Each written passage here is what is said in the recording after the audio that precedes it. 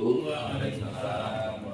Bapak-bapak, pengurus maupun anggota kelompok tani Sri Mulyo, kemudian Pak Al-Mukti selaku pemateri, dan juga Pak Kepala Dukuh Gabungan dan Bapak pengurus kedukuhan yang lain.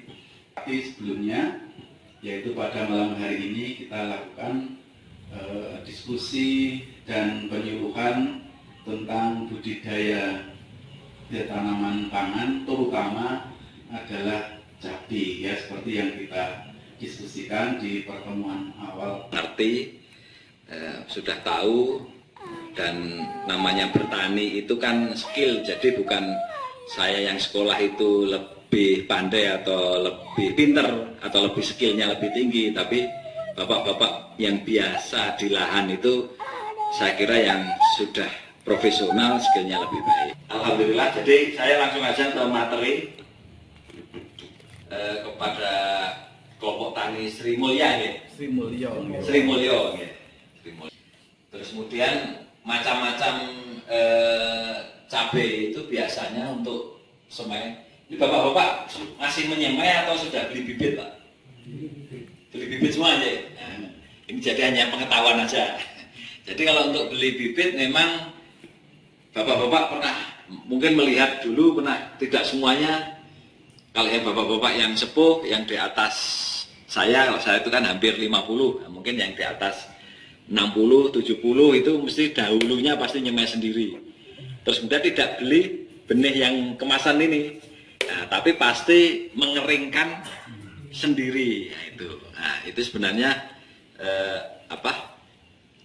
sudah di ini. Tapi karena adanya revolusi industri untuk pertanian dan lain-lain, mereka promosinya juga besar-besaran, akhirnya kearifan lokal itu kan kalah dengan promo. Itu tidak ada di situ.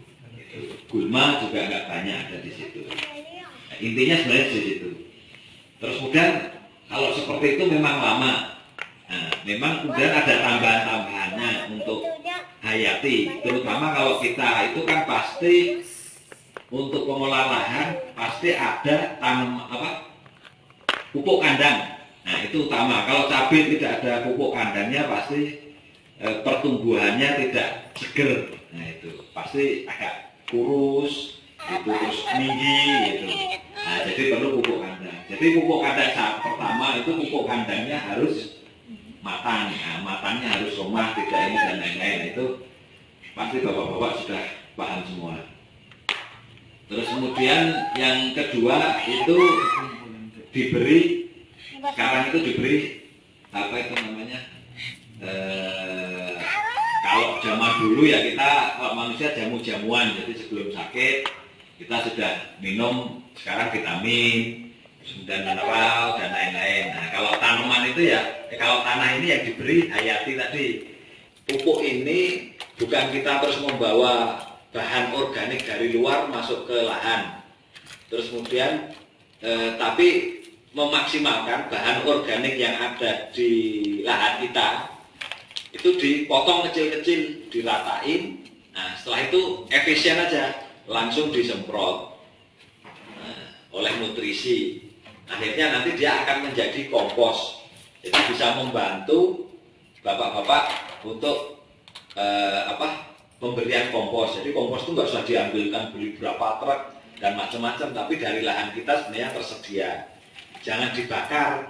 Banyaknya kan kalau damen pasti dibakar. Kalau enggak diminta oleh orang Gunung Kidul atau. Terima kasih waktu yang diberikan pada saya. Setelah mendengarkan paparan tentang budidaya cabai, ada beberapa hal yang perlu saya sampaikan atau saya tanyakan. Yang pertama untuk persiapan lahan. Persiapan lahan bahwa sebaiknya tadi disampaikan kita menggunakan trichoderma. Trichoderma fungisida ya Pak? Hayati Pak? Hayati, fungisida hayati. Fungi ya? Fungi. Bukan masuk fungi sebenarnya ya. Agen hayati kan? Agen hayati. Agen hayati. benih dari tanaman kita. Kalau itu tanaman itu pasti ada yang sakit, ada yang kering, itu kita nggak berani nyimpen benih. Pasti akan nyari ke tetangganya yang baik. Itu satu dari benih. Jadi benih itu memang sejak awal itu mesti terbawa dari virus. Virus penyakit itu kan enggak. Kalau hama itu kan ada vektornya, ada pembawanya, karirnya. Tapi kalau virus, Satemipun kula atur matur nuwun dumateng bapak-bapak kelompok tani wonten dalu punika ingkang sampun saged ngrawuhi wontenipun penyuluhan anggenipun nanggulangi inggih menika tanaman cabai.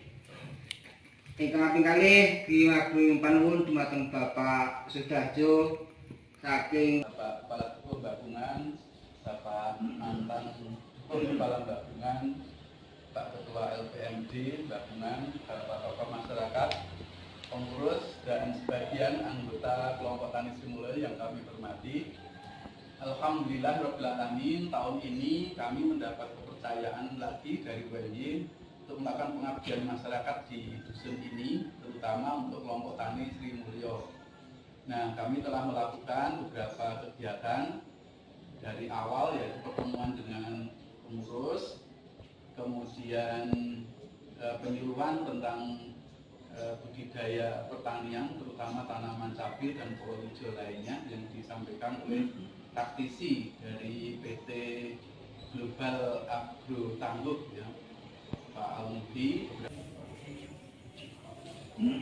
Serahkan di harap menikah, semoga bermanfaat untuk semuanya. Amin ya rabbal alamin. Manual semi otomatik, ya. Manualnya karena juga masih butuh tenaga manusia. Otomatiknya ini nanti kita tidak usah membuat lubangnya, memasukkan biji dan menguruknya. Jadi ini untuk 3 in 1, ya, tidak kegiatan. Jadi ini bagian-bagiannya, ini bagian utamanya, ya, badannya, lalu ini nah kalau satu lubang itu pengen 2 biji pakai yang ini, yang ganda gitu.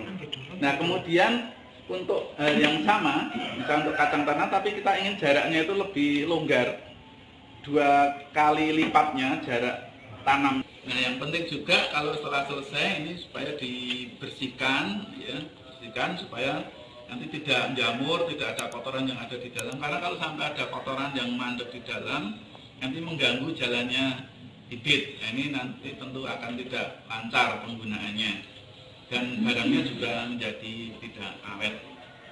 Nah, gitu nggih.